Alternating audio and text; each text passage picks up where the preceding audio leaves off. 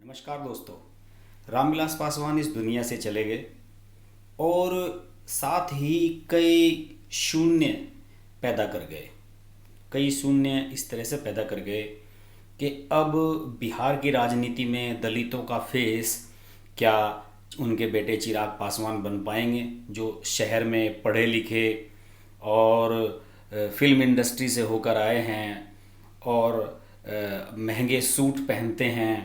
क्या अब चिराग पासवान रामविलास पासवान की तरह वो ऊंचाइयां हासिल कर पाएंगे? एक तो ये वैक्यूम क्रिएट हुआ है बिहार की राजनीति में।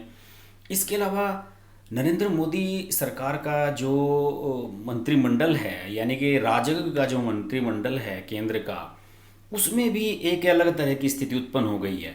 अब इसमें अगर आरपीआई के रामदास अठावले को छोड़ दें तो कैबिनेट में जितने भी मंत्री हैं सारे भाजपा के हैं। यानी कि पूरी तरह से देश की जो कैबिनेट है इस समय भाजपा की कैबिनेट बन चुकी है। तो रामविलास पासवान की जो कमी है वो किस तरीके से बिहार में और केंद्रीय मंत्रिमंडल में पूरी होगी, ये भी एक बड़ा सवाल है। कुछ लोग कह रहे हैं कि शायद उनके बेटे चिराग पासवान को शामिल किया जाए मंत्रिमंडल में, लेकिन चिराग पासवान तो बिहार के चुनाव में फोकस कर रहे हैं, जेडीयू के खिलाफ लड़ रहे हैं, बीजेपी के अलावा किसी को अपना साथी नहीं मान रहे हैं और उनका जो टारगेट है वो कुछ और तरह का अभी नज़र आ रहा है। लेकिन इतना तय है कि अब बिहार के चुनाव के बाद केंद्रीय मंत्रिपरिषद का विस्तार होगा और हो सकता है कि उसमें कुछ नाम शामिल किए जाएं। अभी हाल फिलहाल की जो स्थिति है दोस्तों, उसमें आप जानते ही हैं कि शिरोमणि अकाली दल की वरिष्ठ नेता हरसिमरत कौर बादल के इस्तीफे और केंद्रीय रामविलास पासवान के निधन के बाद मोदी के नेतृत्व वाले केंद्रीय मंत्रिमंडल में मात्र भाजपा का ही प्रतिनिधित्व रह गया है। केंद्रीय मंत्रिपरिषद में भाजपा के अलावा राजग के अन्य घटक दल में से सिर्फ एक आरपीआई का प्रतिनिधित्व है। मंत्रिपरिषद में सहयोगी दलों के एकमात्र नेता के रूप में रिपब्लिकन पार्टी ऑफ इंडिया के रामदास अठावले हैं। वह सामाजिक न्याय व अधिकारिता राज्य मंत्री हैं। लोक जनशक्ति पार्टी नेता पासवान के निधन से कुछ दिनों पहले ही हरसिमरत कौर बादल ने केंद्रीय मंत्रिमंडल से इस्तीफा दे दिया था। कृषि सुधार कानूनों के विरोध में अकाली दल राजग से अलग हो गया था। भाजपा का एक अन्य प्रमुख सहयोगी दल शिवसेना महाराष्ट्र विधानसभा चुनाव के समय से ही अलग हो चुका है। और इसके अलावा शिवसेना कोटे से केंद्रीय मंत्री रहे सावंत ने भी इस्तीफा दे दिया था। पिछले महीने कर्नाटक में भाजपा के वरिष्ठ नेता और रेल राज्य मंत्री सुरेश अंगड़ी का भी निधन हो गया था। अब दो मंत्रियों के निधन और दो सहयोगी दलों के राजग से अलग होने के बाद इस्तीफे से केंद्रीय मंत्रिमंडल के सदस्यों की संख्या 21 हो गई है। सभी भाजपा के हैं। मंत्रिपरिषद में 9 सदस्य बतौर राज्य मंत्री स्वतंत्र प्रभार हैं, जबकि अठावले सहित 23 राज्य मंत्री हैं। मंत्रिपरिषद के सदस्यों की कुल संख्या 53 हो गई है।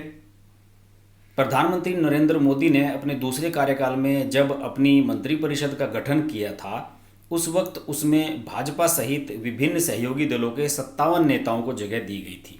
पासवान, बादल और सावंत सहित कुल 24 नेताओं को कैबिनेट मंत्री बनाया गया था। वहीं अठावले को राज्य मंत्री का दर्जा मिला था। 1 साल से अधिक कार्यकाल हो जाने के बावजूद मोदी मंत्रिमंडल में अभी तक कोई विस्तार या फेरबदल नहीं हुआ है। नियमों के मुताबिक केंद्रीय मंत्रिपरिषद में प्रधानमंत्री सहित मंत्रियों की कुल संख्या लोकसभा की कुल सदस्य संख्या के 15% से अधिक नहीं हो सकती।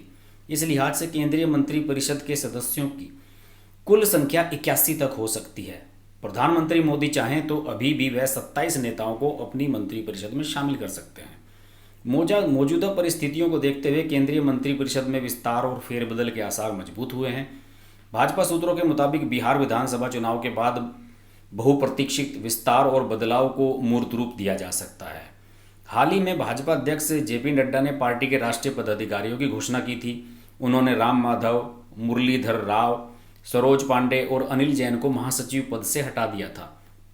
इसके अलावा ओम माथुर, विनय सहस्त्रबुद्धे और उमा भारती जैसे कई नेताओं की राष्ट्रीय उपाध्यक्ष के पद से छुट्टी कर दी गई है। इसके अलावा केंद्र सरकार में कई मंत्री ऐसे भी हैं जिनके पास कई मंत्रालयों का जिम्मा है। केंद्रीय मंत्री कृषि मंत्री नरेश तोमर के पास ग्रामीण विकास के साथ पंचायती राज मंत्रालय भी है, और हरसिमरत कौर बादल के इस्तीफे के बाद खाद्य प्रसंस्करण मंत्रालय की अतिरिक्त जिम्मेदारी भी उन्हें सौंप दी गई है। पासवान के निधन के बाद रेल मंत्री पीयूष गोयल को उपभोक्ता मामले, खाद्य और सार्वजनिक वितरण मंत्रालय का अतिरिक्त प्रभार सौंपा गया है। गोयल के पास वाणिज्य और उद्योग मंत्रालय का भी जिम्मा है। इसी प्रकार केंद्रीय मंत्री प्रकाश जावड़ेकर सूचना और प्रसारण मंत्रालय के साथ साथ वन और पर्यावरण मंत्रालय तथा भारी उद्योग एवं लोक उद्यम मंत्रालय की जिम्मेदारी का भी निर्वहन कर रहे हैं। भाजपा संगठन में हुए व्यापक बदलावों, मंत्रिपरिषद में रिक्त हुए पदों तथा सहयोगियों की लगभग नगण्य मौजूदगी और मंत्रियों के जिम्मे अनेक मंत्रालयों के विभागों के कार्य के बोझ को देखते हुए केंद्रीय मंत्रिपरिषद में विस्तार और फेरबदल की संभावनाओं को बल मिला है। फिलहाल बिहार में 3 चरणों में चुनाव 27 अक्टूबर से होंगे और 10 नवंबर तक मतगणना होगी। इसके बाद विभिन्न राज्यों में 1 लोकसभा क्षेत्र और 56 विधानसभा सीटों पर उपचुनाव भी होने हैं। भाजपा के एक वरिष्ठ पदाधिकारी का कहना है कि इन चुनावों के नतीजों के बाद केंद्रीय मंत्रिपरिषद में बदलाव या फेरबदल हो सकता है। इसके अलावा सबसे खास बात यह है, ज्योतिरादित्य सिंधिया जो भाजपा में आए थे और अब मध्य प्रदेश के उपचुनाव में उनके समर्थक कांग्रेस विधायक भाजपा के टिकट पर चुनाव लड़ रहे हैं, तो उनको भी केंद्रीय मंत्रिमंडल में शामिल किया जाना है। यानी कि अब ये तो तय हो गया है कि बिहार चुनाव के बाद एक मंत्रिमंडल विस्तार निश्चित रूप से होगा और हो सकता है कि उसमें 10-15 मंत्रियों को शामिल किया जाए। रामविलास पासवान के निधन के बाद और अधिक संभावनाएं इसकी प्रबल हो गई हैं। बहरहाल मंत्रिपरिषद में क्या होगा, केंद्रीय कैबिनेट के बारे में हम अपडेट्स लगातार लाते रहे हैं, आगे भी लाते रहेंगे। आप देखते रहिए हर्ष की बात लाइव। नमस्कार। हाय, दिस इज ज़ारा खान और आप देख रहे हैं हर्ष की बात। हर्ष जी एक बहुत ही अच्छे राइटर हैं, बहुत ही सीनियर जर्नलिस्ट हैं और उनका आर्टिकल पढ़ के हमेशा बहुत अच्छा लगता है because of the way he articulates them.